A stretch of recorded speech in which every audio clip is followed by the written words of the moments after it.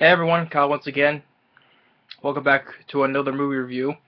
Well, actually, it is a movie review, but I've already um I've already did this review though. If you look back on my channel, I already did this review, but I will say this is kind of like you would say a revisit, you know, a revisit because like I said yesterday, I did my review for How to Train Your Dragon. I did a review on the day that it was released 4 years ago in 2010, and also I wanted to do another one today. That today was March 27th. That this film was released March 27th, and it was released in the year 2009. So I am revisiting Monsters vs. Aliens. I just chose because what I said. I just chose to revisit because I watched this today. Still loving it once again. Still loving it because that's a lot of films. When films I really do enjoy, I always around like the day on the time of the day of the day of it's been released to theaters. I watch it. That's what I like to do. So and today I revisited watching one of my all-time favorite animated films, Monsters vs. Aliens. So this is a revisit review. But I already did the review already. Check back on my channel. I'm gonna keep this, but I'm keeping this briefly because I'm gonna just be explaining everything like I did in my first review of this film. So I'm just gonna say it briefly though. But like I say, once again, I still love this film, and I still got the poster. If you can see right there, can't see it because it's the glare right there. There you go. Get close a bit. There you go. So yeah, so I still got the poster right there. I still love that poster.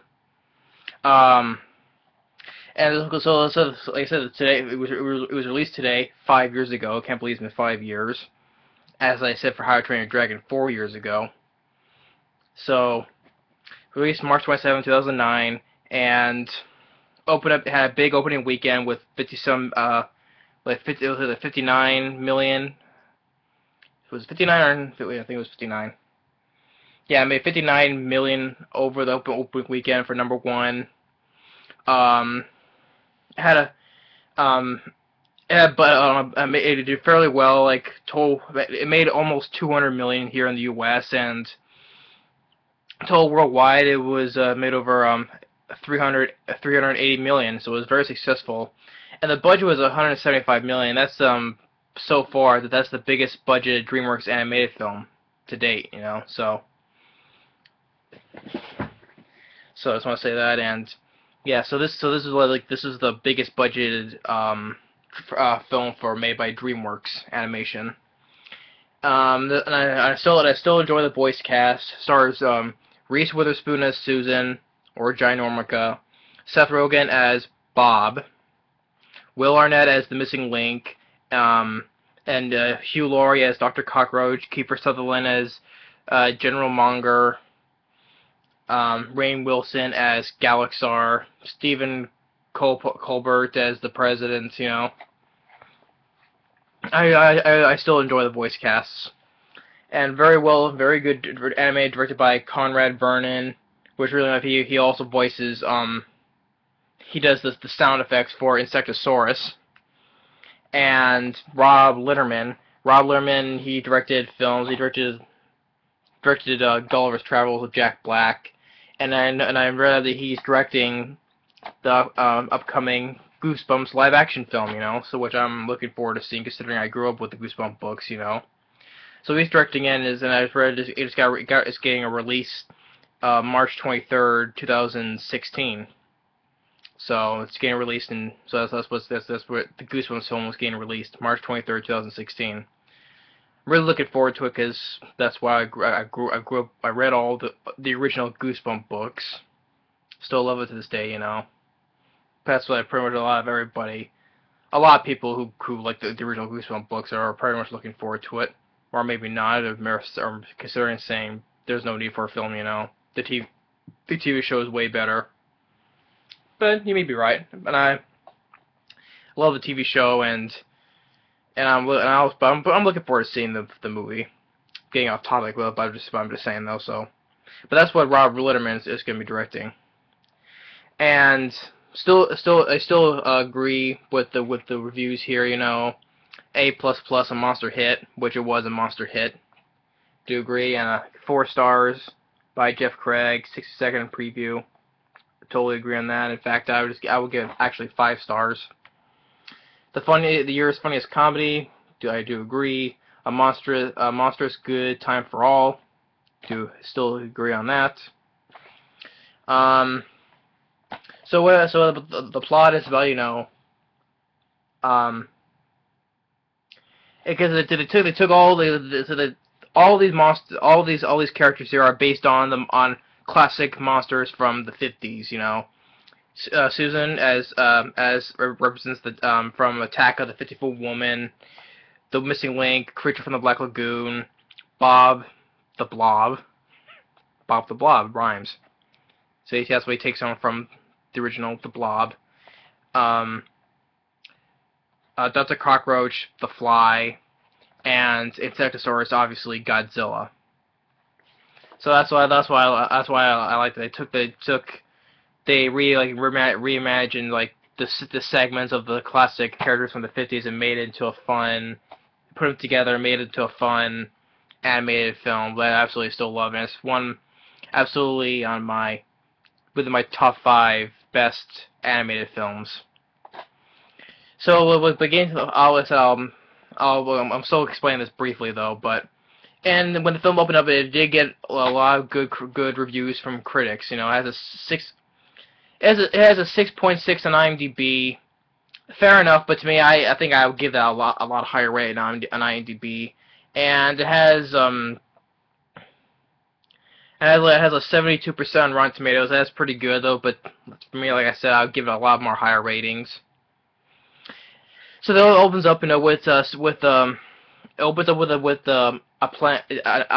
space. You know, a planet explodes, and there's a meteor that contains green stuff in it. You know, quantonium, heading towards Earth.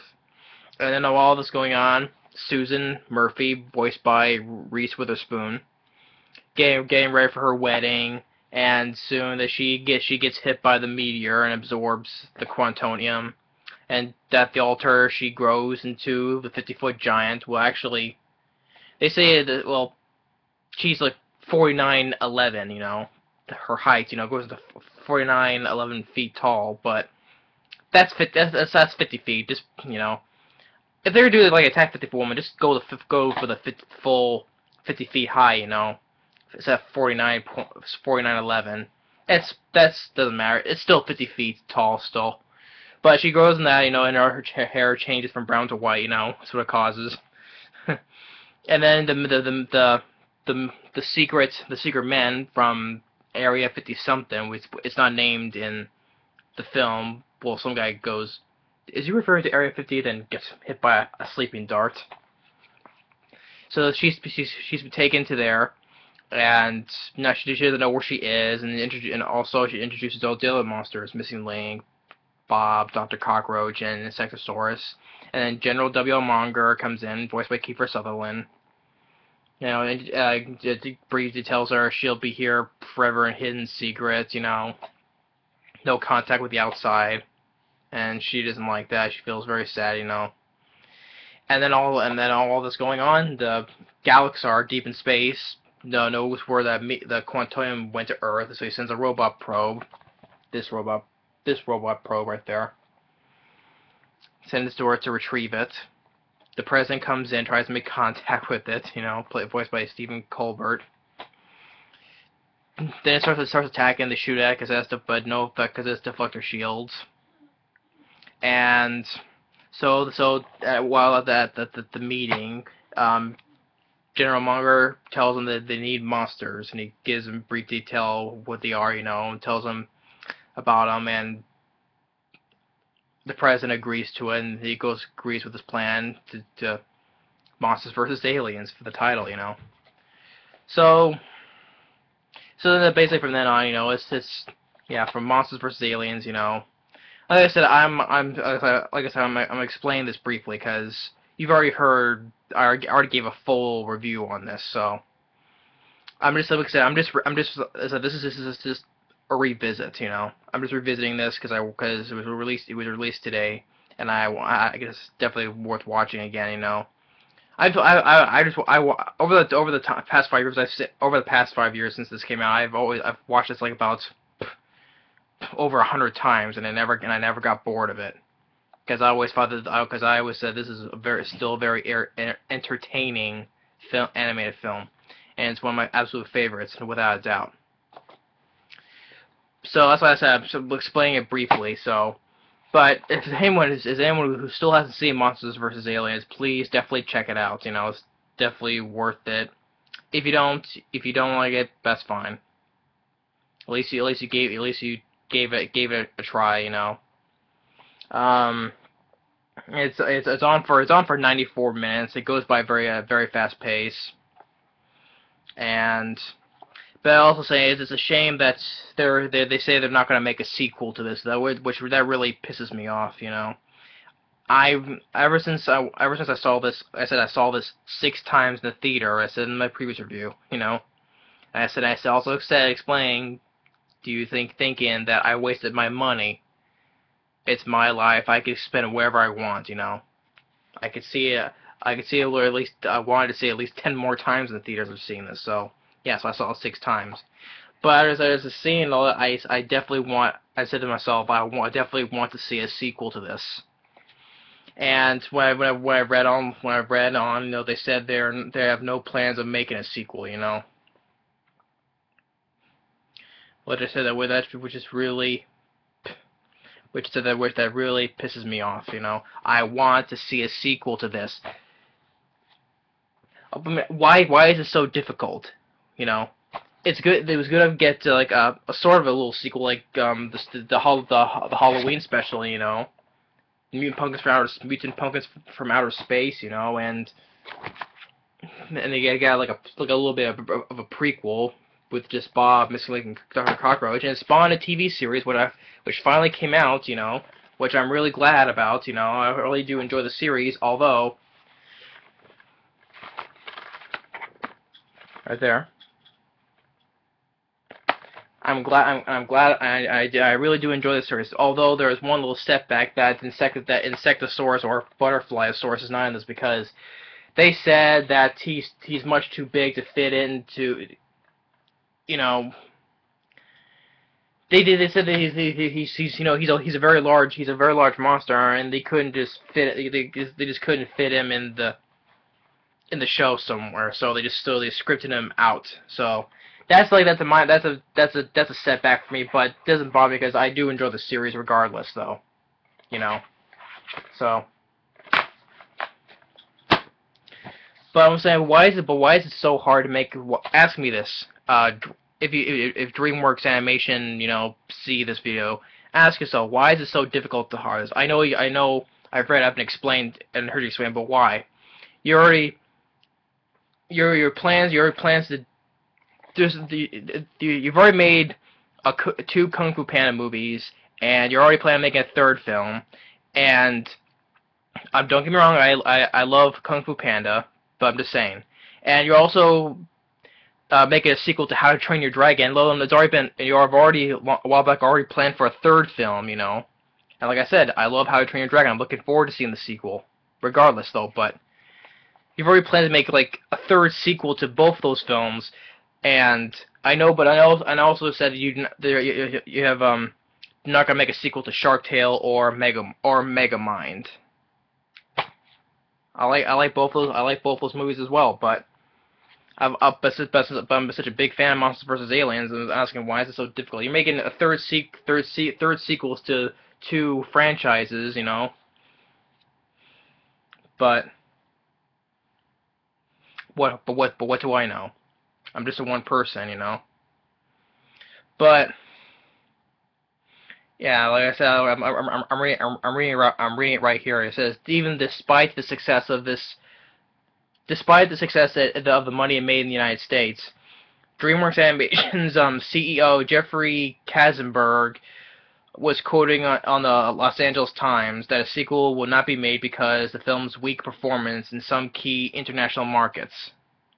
Otherwise, it made a little bit very little money overseas in some countries or something. I mean, come on. If this film did really well in the U.S., including overseas, combined totally, making over 300 million worldwide. Well, maybe it's because it's not like maybe it's because it's not like what How to Train Your Dragon, Kung Fu Panda, because those are they made much more money than this film. Maybe that's why. That's why those two films are getting sequels and sequels. Because the first films made a lot of money than this film. Maybe that's why. So yeah, they said they're not going to be a sequel like the Shark Tale, Megamind, and Monsters vs. Aliens. They said that it's like doing a sequel will be like pushing a boulder up a hill. And it also said that all shared an approach and tone and idea of a parody did not travel well internationally. We don't have anything like that coming on our schedule right now. Yeah. Even though I'm just one person though, but I still really want to see a sequel to this, a true sequel. Even though this is a follow up from this though, but a true sequel, So I'm getting at. Yeah, this takes place after the first film. I get that though, but a real sequel, a theoretical released sequel,